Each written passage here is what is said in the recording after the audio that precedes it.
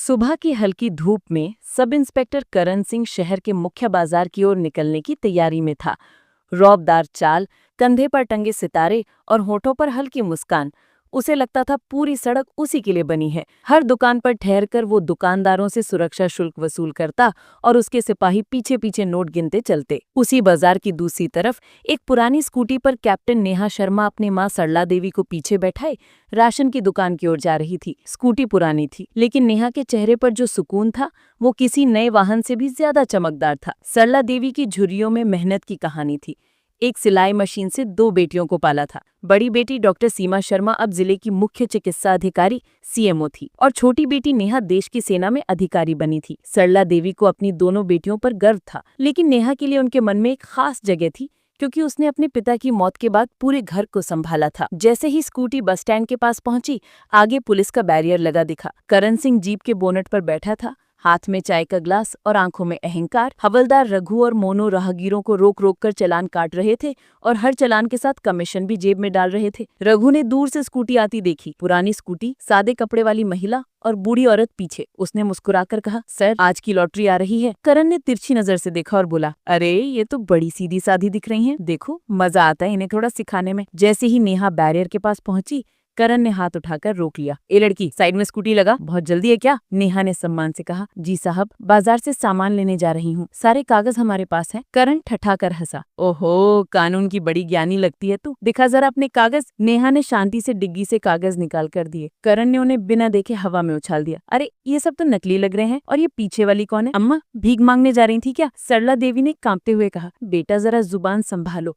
मैं तो बस अपनी बेटी के साथ। करण ने बीच में टोक दिया, अभी चुप, बहुत बोलती है तू। रघु और मोनू जोर से हंस पड़े। मोनू बोला, सर, इन दोनों का तो चालान नहीं, सीधा केस बनाओ, शक्ल से ही चालबाज लग रही हैं। नेहा के चेहरे का रंग बदल गया, उसकी आंखों में सेना की सख्ती झलक उठी। वो बोली, आपको जो कार्यवाही करनी है करिए, पर सम्मान से बात कीजिए, ये मेरी माँ है। करण के अंदर का राक्षस जाग उठा। वो आगे बढ़ा और जोर से चिल्लाया, अबे तू हमें सिखाएगी कैसे बात करनी है? और अगले ही पर उसकी हथेली नेहा के गाल पर आ गिरी। सड़क पर सन्नाटा छा गया। नेहा की आंखों में आंसू थे, लेकिन चेहरा अब भी दृढ़ था। सरला देवी चिल्लाई, अरे भगवान, मेरी बेटी को क्यों मारा रे तू? करण गरजा, चुप बुढ़िया, ज्यादा बोलेगी तो तुझे भी। नेहा का खून खौल उठा, लेकिन उसने खुद को रोक लिया।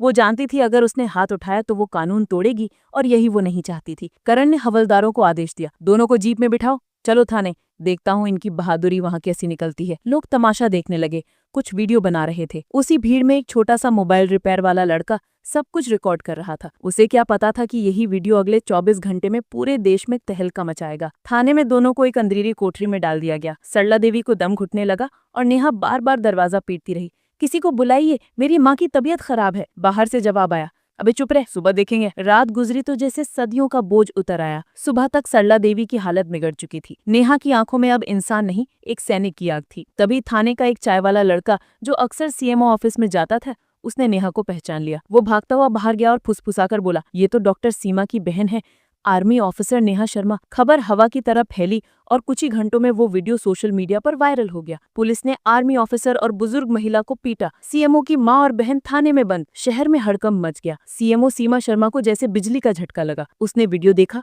उसकी मां को धक्का दिया जा रहा था और उसकी बहन को थप्पड़ मारा जा रहा था। उसकी आंखों में गुस्सा भर आया, लेकिन उसने खुद को संभाला। अब बात इंसाफ की होगी, भावनाओं की नहीं। उसने डीएसपी को फोन किया, तुरंत उस थाने पहुंचो, मैं भी आ रही हूँ। कुछ ही मिनटों में थाने के बाहर मीडिया, भीड़ और अफसरों का हुजूम लग गया। करण सिंह के चेहरे से घमंड का नकाब उतर चुका था। वो पसीने से तर था। उसने नेहा की कोठरी का ताला खुलवाया और हाथ जोड़कर बोला, मैडम, हमें माफ कर दीजिए, हमें नहीं पता था आप कौन है। नेहा ने बस इतना कहा, अगर मैं कोई नहीं होती तो क्या तब भी माफी मांगते? सरला देवी को तुरंत अस्पताल ले जाया गया। डॉक्टरों ने बताया, सीवियर अस्थमा अटैक, हालत नाजुक है। सीमा दौड़कर पहुंची। उसने नेहा को गले लगाया, बहन, अब कुछ नहीं होगा। जिन्होंने ये किया है उन्हें कानून सिखाएगा कि वर्दी का मतलब क्या होता है। कुछ ही घंटों में मुख्यमंत्री तक रिपोर्ट पहुंची। करण सिंह, रघु और मोनू तीनों सस्पेंड। थाने के प्रभारी सहित पूरे स्टाफ के खिलाफ विभागीय जांच। लेकिन सीमा यही नहीं रुकी। अगले दिन उसने प्रेस कॉन्फ्रेंस बुलाई। ये मामला सिर्फ मेरी बहन का नहीं, हर उस आम नागरिक का है जो थाने में जाकर अपमानित होता है। अब से हर पुलिसकर्मी को मानवाधिकार प्रशिक्षण देना अनिवार्य होगा। हर थाने का सीसीटीवी सीधा सीएमओ ऑफिस से जुड़ा रहेगा। कोई भी बिना कारण 1 घंटे से ज्यादा नहीं रोका जाएगा। पूरा प्रदेश गूंज उठा, सीमा शर्मा जिंदाबाद, पुलिस सुधार अब अनिवार्य है। लेकिन पर्दे के पीछे साजिशें शुरू हो चुकी थी। कुछ नेताओं और अफसरों को उसकी ईमानदारी खलने लगी। अगले ही हफ्ते आदेश आया, सीएमओ सीमा शर्मा का तत्काल ट्रांसफर। शहर में फिर उबाल आ गया। लोगों ने सड़कों पर उतरकर नारे लगाए, ट्रांसफर नहीं, सम्मान दो, सीमा दीदी हमारे गर्व हैं। अस्पताल के कमरे में जब सीमा और नेहा अपनी माँ के पास बैठी थी, सरला देवी ने कमजोर आवाज में कहा, बेटियों, इंसाफ पाना आसान नहीं, पर जो सच के लिए खड़ा हो वही असली सिपाही होता है। नेहा ने माँ का हाथ थामा और बोली, माँ, अब ये लड़ाई रुकने वाली नहीं है। सीमा ने धीरे से कहा, हाँ, अब ये सिर्फ हमारा बदला नहीं, पूरे सिस्टम का बदलाव होगा। और तभी कैमरे के फ्लैश के बीच एक तस्वीर खींची। 3 महिलाएं, एक माँ और 2 बेटियां। एक की हथेली पर अभी भी थप्पड़ का निशान था, लेकिन उनके इरादों की चमक ने पूरे सिस्टम को रोशन कर दिया था।